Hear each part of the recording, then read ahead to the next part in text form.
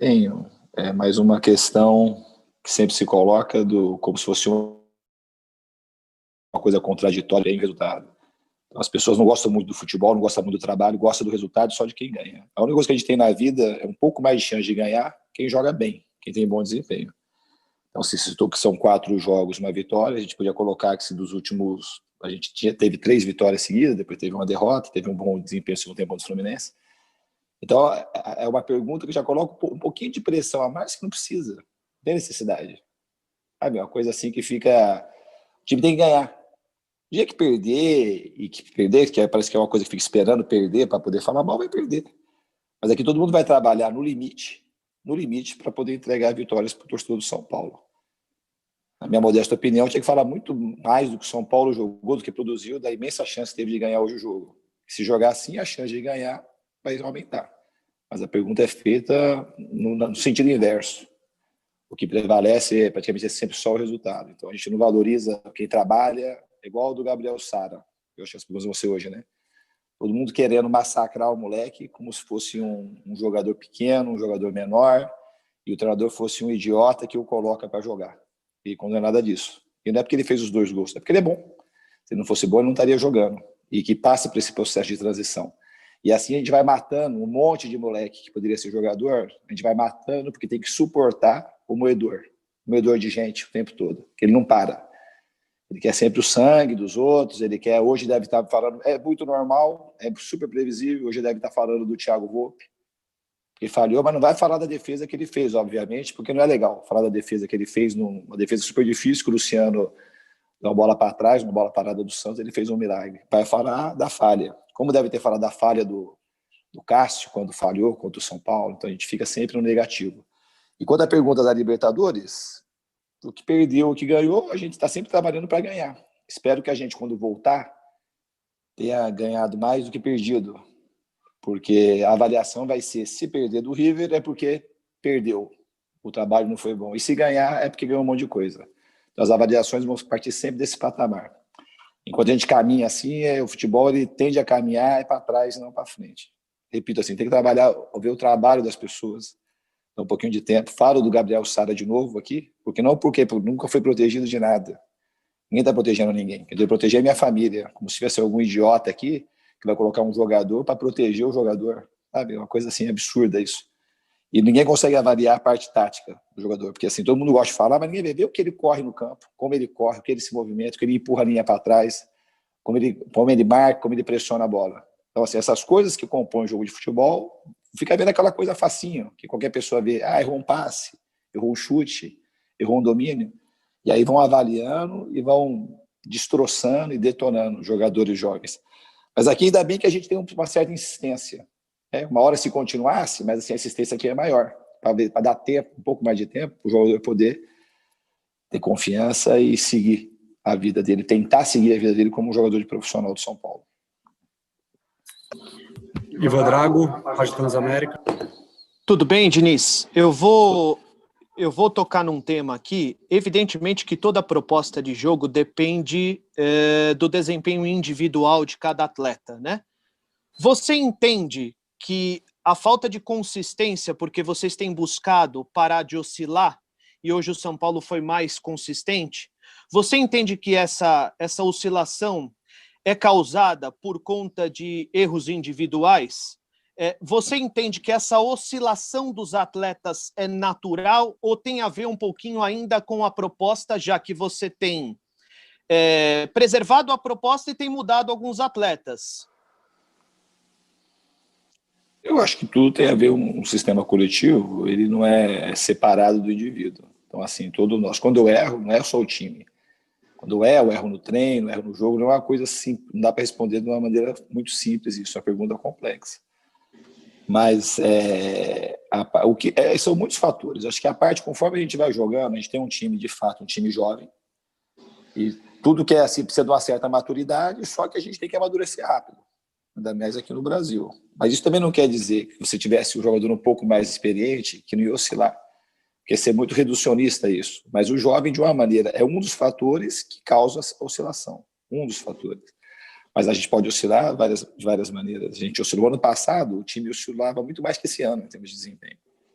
A gente não fez nenhum jogo esse ano parecido com o que a gente fez com o Palmeiras no Parque Antártica, por exemplo, ou parecido com o que a gente fez no Cruzeiro. Contra o Cruzeiro a gente perdeu de 1-0, que a equipe foi apática, não teve volume nenhum ofensivo.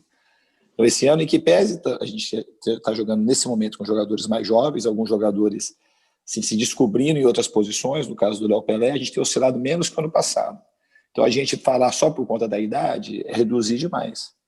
Então, assim, a tendência do time com o trabalho, eu sempre acredito que ela vai crescer conforme a gente vai jogando, a gente vai colocando aquilo que precisa ser feito, os jogadores vão se sentindo mais à vontade também com o modelo de jogo.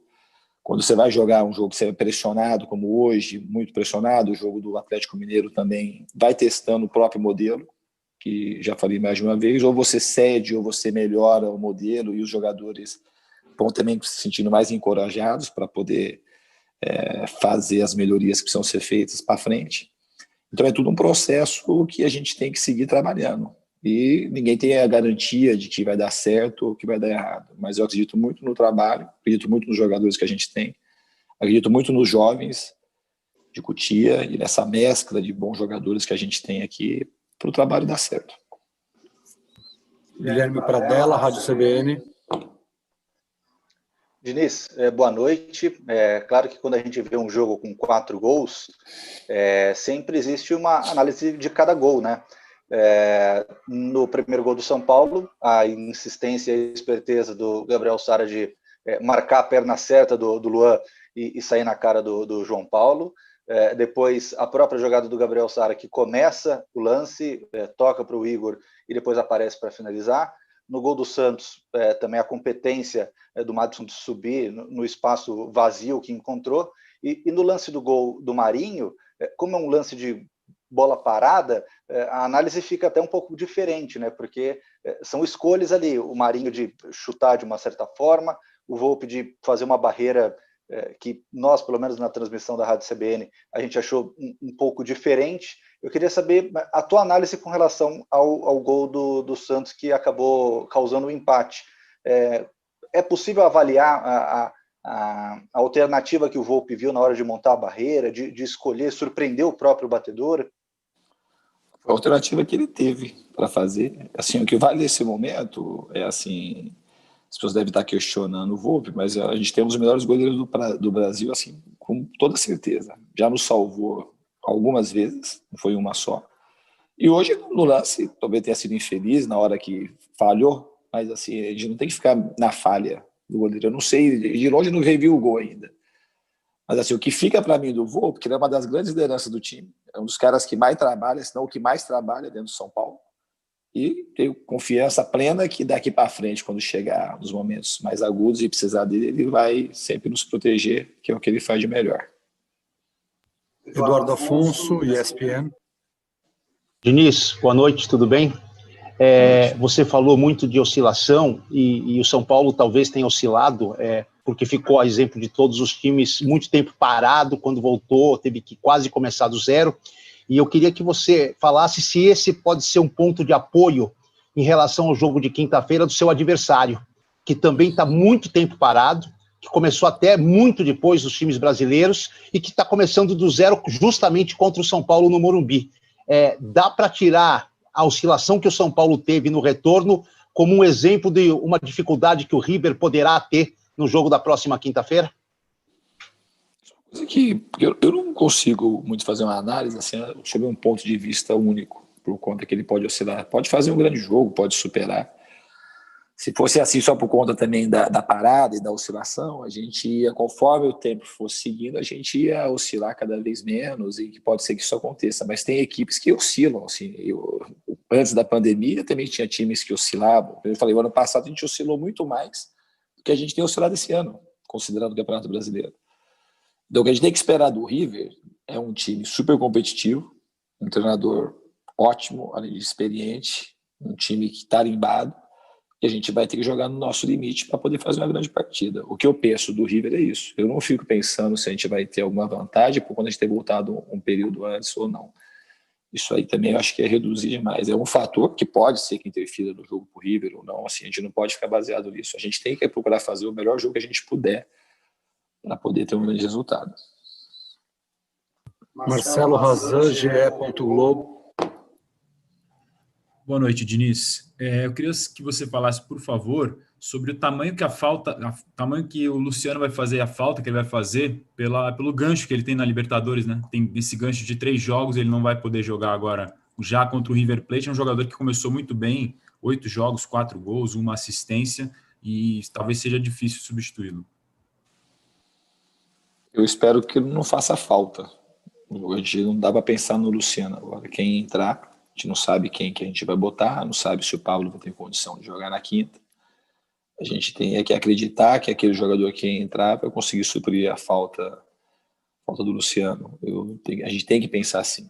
É que o Luciano não joga, a gente teve a ausência hoje do Pablo, a ausência do Daniel, a gente mexeu no time de uma maneira sistemática nos tempos para cá, então assim, a gente não dá para ficar pensando no quem não vai jogar. Eu quero acreditar, e acredito sempre, que aqueles que vão entrar possam fazer uma grande partida e nos ajudar na quinta-feira.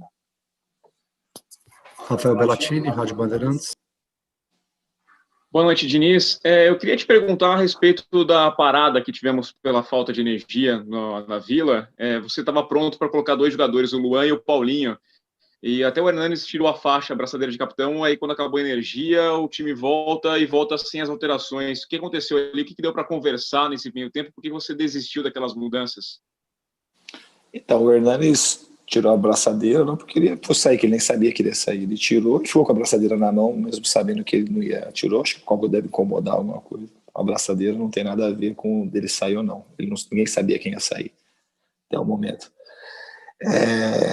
Na hora que eu fui botar com a parada, eu tive o tempo para conversar com o Hernani, saber como que ele estava, e ele falou que aguentaria mais, e eu achei que ele estava fazendo um grande jogo. Embora ele tivesse caído um pouco o ritmo, com a parada deu para ele dar uma recuperada, respirava assim, eu aguento mais um pouco, e pode segurar que eu aguento.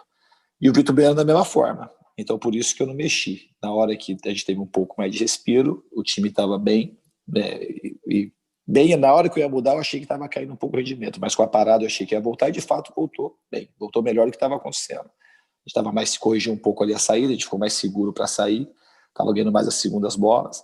Então a parada, em termos assim, do que estava acontecendo no jogo, beneficiou o São Paulo, não prejudicou o São Paulo. A gente conseguiu ajustar o time de uma maneira que ele voltou melhor do que estava até um pouquinho antes da parada.